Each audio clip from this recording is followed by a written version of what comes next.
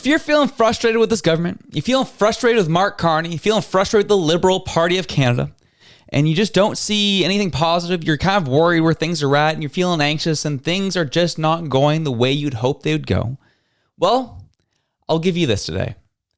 The left side of the aisle is probably feeling just as miserable as you are. So hopefully that makes you feel a bit better, just a little bit better, because bam, some big stories hitting that no one's touching, no one's covering, because I don't know. I actually don't know. It was quite fascinating. First off, Mark Carney is cutting over 80% of the Women and Gender Equality Department in Canada here, which is fascinating. And then second, they are actually foregoing any further investment into pharmacare here in this country, which really got people upset.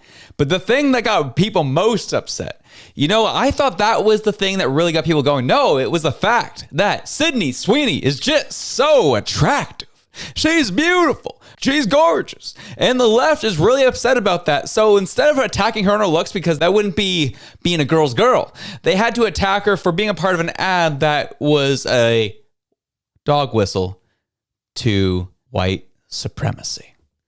Boom! That's what you got today. It was kind of funny to watch. There's that and so many other stories. We got to get into all of it because quite frankly, it is funny. Let's just start off with that story just before we get into the meat of what we're talking about today. Because guess what? It's just a little funny. It's just a little funny. But even Michelle Rempel-Garner had to get in on the culture war battle happening on social media. She said, "The Sydney Sweeney is beautiful, so it's Nazi propaganda, but let's ignore all the crazy people who are actually targeting Jews right now. Narrative is everything that's wrong with the Western far left and why it must be stopped."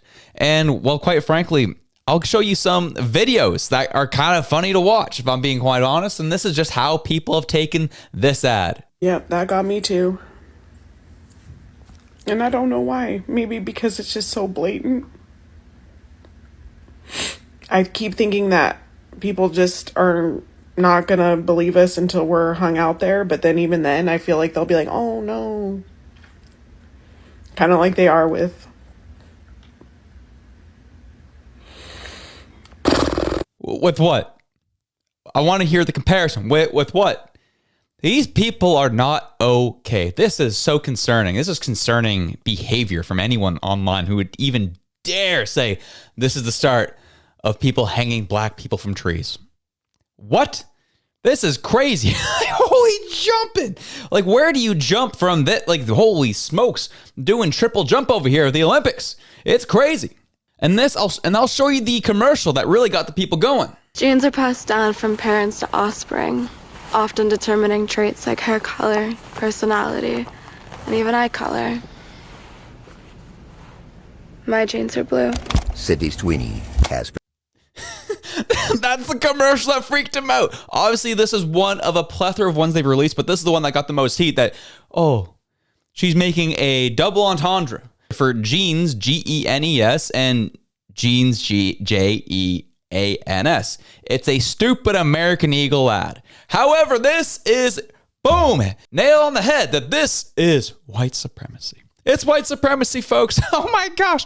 All you can do at this point, folks, all you can do is don't take this stuff seriously. Enjoy it for what it is. Enjoy people losing their minds over it because they can't be taken seriously. You can't work with people like this. You can't really reason with people like this. They are just so far gone. They just kind of be like, okay, have a good one over on the boat across the water. You go enjoy your life. I'll go enjoy mine because this is quite frankly nuts. And I just wanted to leave it at that because we all got some real stories to talk on that actually have some real consequences for people's lives, not a Sydney Sweeney commercial talking about jeans. Wild. What a wild time we are living in. I know that was a long intro, but welcome to the LA podcast, everyone. So so grateful to have you on one more time. If you get any value from today's show, take the time to like, share, and subscribe. It helps us to get to new audiences and helps people see that there's a different option than what the mainstream media has to offer. Now, please, let's get into our first story of the day. Mark Carney's Liberal Party making cuts to women and gender equality Canada will take us back to the Harper days. What?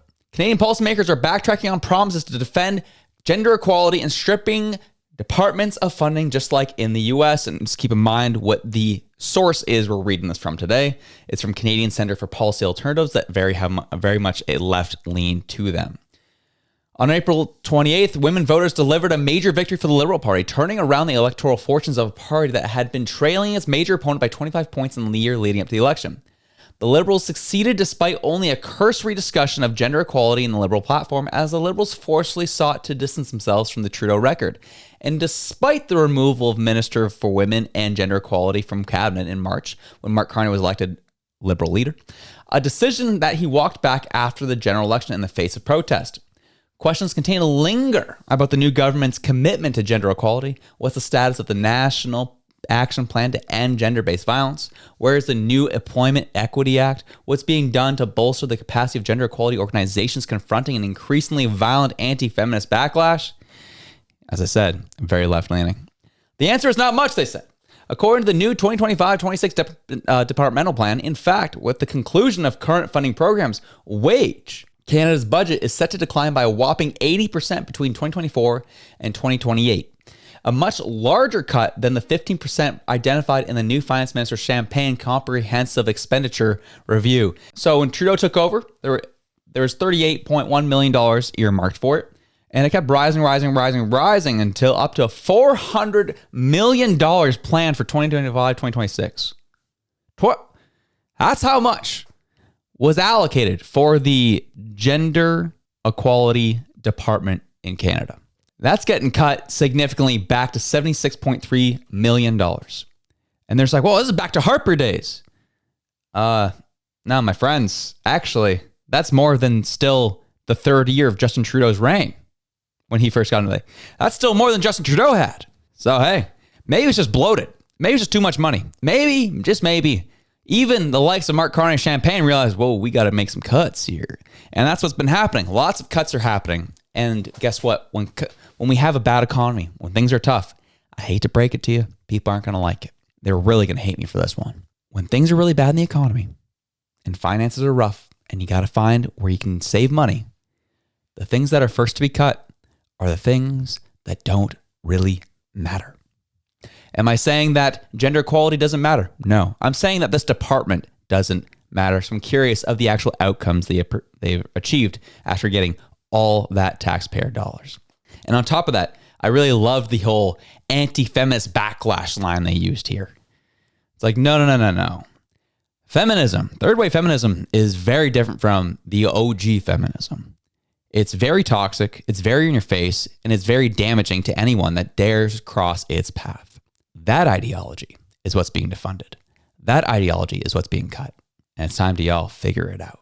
So I really did find it interesting that Mark Carney's Liberal government's like, yeah, we're cutting that down. That's got to go. The next thing they're cutting is, well, the health advocate says ministers' pharmacare comments send a bad signal. What's happening now is the federal Liberals are not committing to signing new pharmacare funding deals, a move that critics say sends a bad signal to provinces considering joining the program. Under Justin Trudeau's leadership, the Liberals passed legislation last year to take the first steps towards a national pharmacare program by having Ottawa cover the cost of contraceptives and diabetes medications for patients. The federal government signed funding deals with PEI, BC, Manitoba, and Yukon before the spring election, though there hasn't been a new agreement reached since. The Liberals campaigned on maintaining the pharmacare program, but were non-committal about expanding a list of covered medications. When asked last week why talks weren't progressing with the remaining provinces, Health Minister Marjorie Michelle told reporters that this is a new government in a new context, according to the Canadian press, meaning no more deals are coming. You're going to get what you're going to get, and you're not going to get upset. There's cuts that are being made. Pharmacare at a federal level doesn't really make sense. Provinces cover pharmacare themselves, but no one talks about that. However, some provinces administer it better than others. But this, again, is a start of many cuts that are coming to the federal government. We've seen the news reports that arrived this past week saying Mark Carney is looking at cutting over 60,000 public sector jobs. And, as we did more digging and finding out a lot of those jobs that they're cutting are like call center jobs that they're looking to replace with AI, believe it or not. That is what is coming down the pipe. Lots of cuts are happening to programs that, quite frankly, aren't seen as important by the Carney government. They're cutting jobs that are not seen as necessary in this Carney government. And that is what you're getting. And man, Liberals are furious. The thing is, this is what they voted for. This is what they wanted. Oh, anybody but Poilievre, they said. And all the things that they said Poilievre was going to do, well, now Carney is currently doing, and they're very, very upset about it. How can he possibly cut the gender equality department by 80%? How can he possibly not expand pharmacare? How can he barely even handle doing what pharmacare is currently doing? How dare you? That is how this is all going. However, what I found very interesting is the left is very upset. However, they are still somehow, because of these moves, are keeping the moderate vote. Do you feel Mark Carney's changes are going in the right direction? Or do you feel they are headed on the wrong track? 56% believe that is headed in the right direction. 31% believe it's going in the wrong direction. That is currently where people are feeling at the moment. Conservatives can kind of get on board with the cuts that he's making because they just kind of make sense. However, it's the double-edged sword, isn't it, though? You're seeing some things he's doing, you're like, okay, I can get on board with that. But he's also really screwing up the things that really matter and are very pressing. For example, Globe and Mail released this today. Almost 600 foreign nationals with criminal records due to be deported are now missing. CBSA says Canadian border agents are trying to track down almost 600 foreigners with criminal records who are due to be deported but have gone missing. 431 of whom have been found guilty of serious crimes such as sexual assault. Figures from the CBSA show that over 1,600 foreign nationals guilty of committing crimes in Canada are currently facing deportation, but 599 of them have failed to attend deportation proceedings and have been placed on the agency's wanted list. And do you remember Minister of Immigration saying, don't worry, they'll go, they'll just leave, right? They left, all right. We just don't know where they went.